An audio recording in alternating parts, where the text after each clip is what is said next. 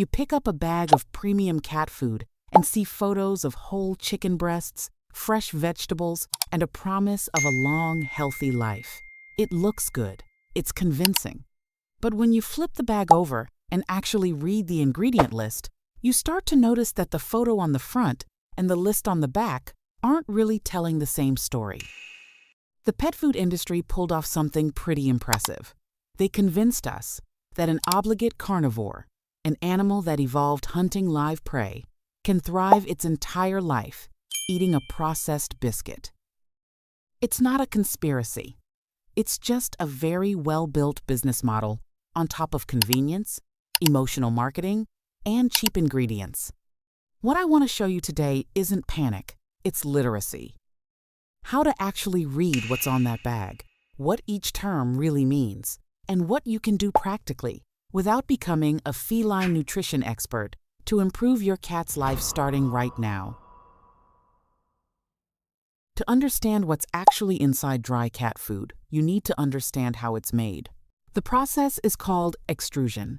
Essentially, a mixture of ground ingredients gets pushed through a machine under high pressure and heat, reaching temperatures around 356 degrees Fahrenheit, until it comes out shaped like those little kibble pieces you recognize. The problem is what that process does to the nutrients. At that temperature, animal proteins are denatured. They lose the structure they'd have in fresh meat. Taurine, an essential amino acid that cats can't produce on their own, gets significantly degraded. Natural vitamins don't hold up well to that level of heat either.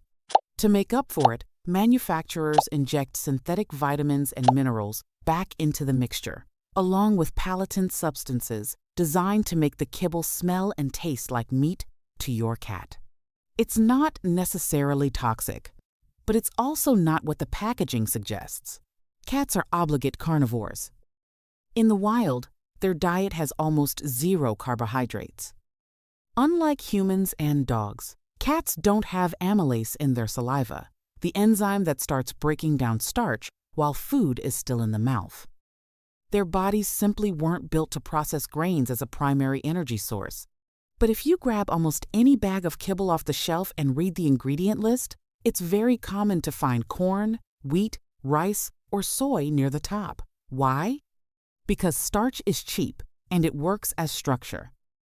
It's what holds the kibble together during extrusion. A diet with 40 to 50% carbohydrates isn't what the feline metabolism expects. Over time, that puts extra strain on the pancreas, which has to produce insulin to handle sugar in a way that's not natural for the species. It's not a coincidence that feline diabetes, obesity, and chronic inflammation are increasingly common in domestic cats. Think of it this way. It's like putting a motor that was designed for one fuel type on a completely different one. It might run for a while, but the wear shows up eventually. One more thing worth knowing. You may have noticed grain-free foods on shelves and assumed that solves the problem. It doesn't, not entirely. Grain-free kibble still needs a starch to hold together, so manufacturers swap corn and wheat for things like peas, lentils, potatoes, or chickpeas. The carbohydrate load stays similar. The core issue isn't just grains, it's the overall starch content of any dry food, grain-free or not. Real quick, if this kind of content is useful to you and you want to keep up with it, hit subscribe. It helps me out a lot, and make sure you don't miss the next videos. Only worth it if it's actually valuable to you. Let's keep going. The front of the bag is marketing. The back is where the actual information lives, but it's written in a way that doesn't make it easy. First, the ingredient terms. In the U.S., pet food labeling is regulated by the FDA and guided by AAFCO, the Association of American Feed Control Officials. Under their rules, ingredients have to be listed in descending order by weight. Sounds simple. It gets complicated. Terms like poultry byproducts cover a wide range of things: heads, feet, internal organs, and carcass parts with considerably less usable protein than you'd expect from a whole chicken breast. It's not necessarily dangerous, but the nutritional value is very different from what the front of the bag implies. The marketing doesn't make that distinction. Second, there's a practice called ingredient splitting, and it's completely legal.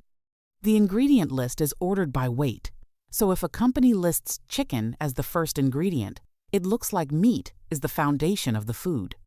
But then they might list corn gluten meal, and corn flour, separately, each one lower on the list.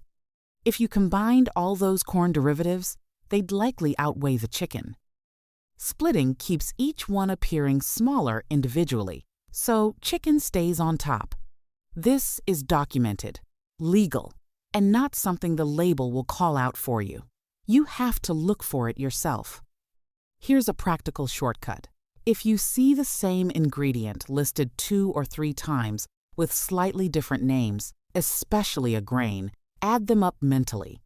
If they beat the first protein source, the protein isn't really the base of that food. Cats evolved to get most of their hydration from prey. A mouse, a bird, a lizard, they're all high in moisture. Dry kibble has around 10% moisture. That's a significant gap. When a cat eats mostly dry food and drinks water only occasionally, they live in a state of chronic low-level dehydration. The kidneys have to work harder to concentrate urine and filter waste without enough water to do it efficiently. Over time, that increases the risk of urinary crystals and kidney disease conditions that are, in fact, among the most common health problems in domestic cats in the U.S. I'm not saying every cat on dry food will develop kidney problems, but the link between low hydration and feline urinary and renal health is well documented. It's a real risk worth factoring into your choices. You don't need to throw out the bag today. You don't need to spend a fortune or become an expert. There are simple adjustments that actually make a difference. First, hydration. If you're feeding dry food, add warm water to it before serving. You don't need much, just enough to soften it. A homemade unsalted, unseasoned bone broth also works great, and most cats love it. This alone already addresses part of the chronic dehydration issue. Second, learn the label. Next time you're buying, ignore the photos. Go straight to the ingredient list. Look for foods where the meat is identified, specifically chicken, salmon, turkey, rather than vague terms like poultry byproducts or meat and bone, meal, and watch for splitting. Third, introduce wet food. If you can replace even one dry food meal a day with a quality canned food or pouch, you're already making a real difference.